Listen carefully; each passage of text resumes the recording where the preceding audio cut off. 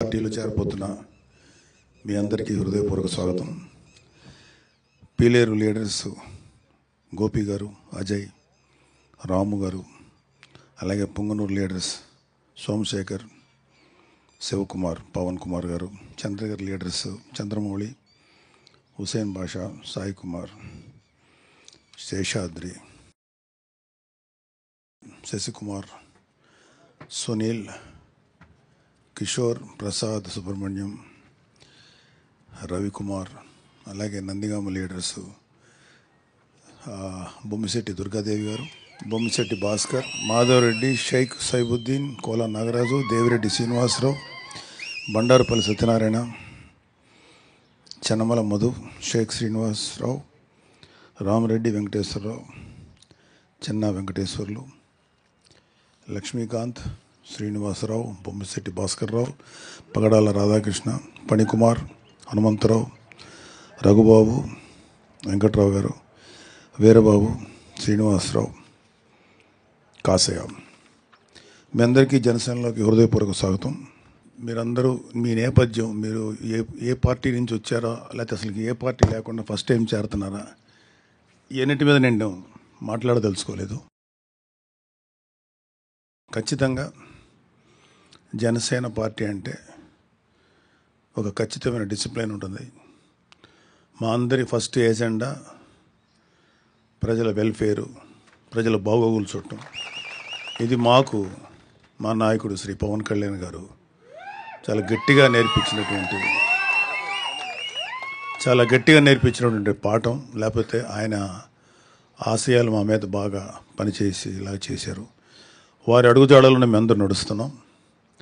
So మీ first priority ఎవరైతే జనసేనలో చేరబోతున్నారో, మీ first priority మనల్ని నమ్ముకోను, లేకపోతే అవసరంలో ఎవరైనా ఉన్నారో వాళ్ళకి మన శాయశక్తుల ఎంతవరకు సర్వీస్ చేయాలో అది ఆలోచించాలి.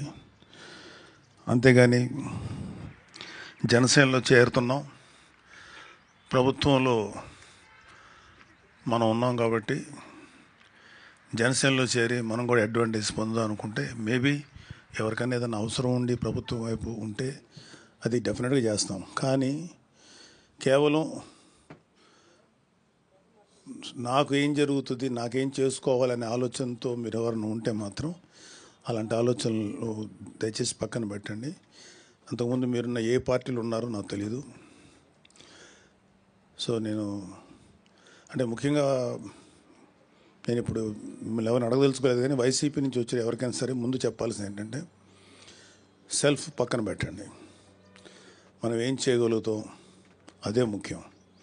అలాగే పార్టీ వాల్యూస్ని, ప్రెసిడెంట్ గారి యొక్క ఐడియాలజీని, ఆయన యొక్క ఆలోచనల్ని ప్రజల్లో తీసుకెళ్ళగలటం అనేది మనందరి బాధ్యత. సో ఇక్కడ ఎక్కడ కూడా వ్యక్తిగత ప్రిఫరెన్సెస్ కానీ నాకేంటి అనే ఆలోచనలు కానీ తావలేదు. మనం ఏం చేయగలుగుతాం ప్రజలకి, అవసరం వచ్చినప్పుడు అధికారం మన చేతిలో ఉంది కాబట్టి తద్వారా ఏమన్నా మంచి పనులు చేయగలుగుతామా, ఫస్ట్ దృష్టి దీని మీద పెట్టండి. మేమందరం కూడా గత 10 ఏళ్ళు దాటిపోయింది జనసేనలో చేరి. మేము ఎప్పుడు కూడా ఈ స్టేజ్ మీద ఉన్నటువంటి నాయకులందరం కూడా మా సెల్ఫ్ ఏంటి, మాకు వ్యక్తిగతమైన ప్రయోజనం ఏంటి అని ఎప్పుడు ఆశించలేదు, కనీసం అడగలేదు. ఆయన చెప్తుంటే మా నాయకుడు ఏదైనా చెప్తే దాన్ని చేసుకుంటూ వెళ్ళటమే తప్ప మాకు వేరే ఆలోచన కూడా లేదు. ఆయన పలానా పని మీరు చేయండి, లేకపోతే ఈ బాధ్యత అప్పగిస్తే ఆ బాధ్యత ప్రకారం చేసుకెళ్ళటం తప్ప మాకు వ్యక్తిగతమైనటువంటి ఎటువంటి ప్రిఫరెన్సెస్ లేవు. మేము ఇంకేదన్నా ఎవరికన్నా అవసరం ఉంది, వీళ్ళకి పలానా పని చేయాలి, పాపం ఎవరో ఒక ఇష్యూస్ ఉన్నాయి, వాళ్ళ మీద అన్యాయంగా ఏదో జరిగింది, అలాంటివి ఏమన్నా ఉంటే అప్పుడు ఖచ్చితంగా అది పెద్ద విషయం అయితే ప్రెసిడెంట్ గారి దగ్గరికి తీసుకెళ్తాం. లేదు అంటే మా స్థాయిలో చేయగలిగినంతవరకు చేసి వాళ్ళకు ఉపయోగపడటానికి ప్రయత్నిస్తాం.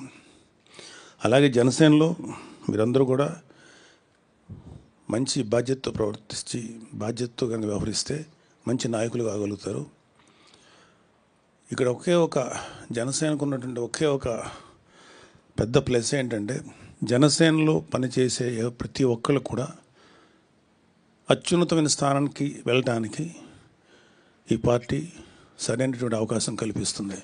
ఎవరైనా సరే పవన్ కళ్యాణ్ గారి లాగా ఇంకా భవిష్యత్తులో ఆయన అత్యున్నతమైనటువంటి శిఖరాలు చేరాలని అందరూ తెలుసు. సో మీరు ఎవరైనా సరే ఏ స్థాయికైనా వెళ్ళొచ్చు. ఇక్కడ మావాడ, మా ఇంటి కురవాడ, లేకపోతే మా అన్నయ్య, మా తమ్ముడు, అవన్నీ సెకండరీ.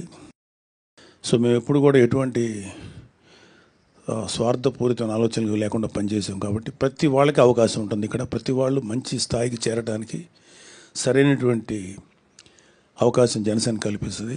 ప్రొవైడెడ్ మీరు నిజాయితీగా, నిస్వార్థంగా ప్రజలకు సేవ చేస్తే మీకు తెలియకుండానే మీరు మంచి పొజిషన్స్కి వెళ్తారని చెప్పి నేను నమ్ముతున్నాను. సో మీరందరూ కూడా మంచి సేవ చేయండి. అలాగే ఎటువంటి కాంట్రవర్సీస్ కానీ గొడవలకు కానీ వెళ్ళకండి. అన్లెస్ పార్టీ అధిష్టానం ఇలా ఉండండి, ఇలా చేయండి ఆదేశిస్తే దాని ప్రకారం చేయాలి తప్ప వ్యక్తిగతంగా మన నిర్ణయాలకు కానీ అవి కానీ పార్టీ మీద రుద్దకుండా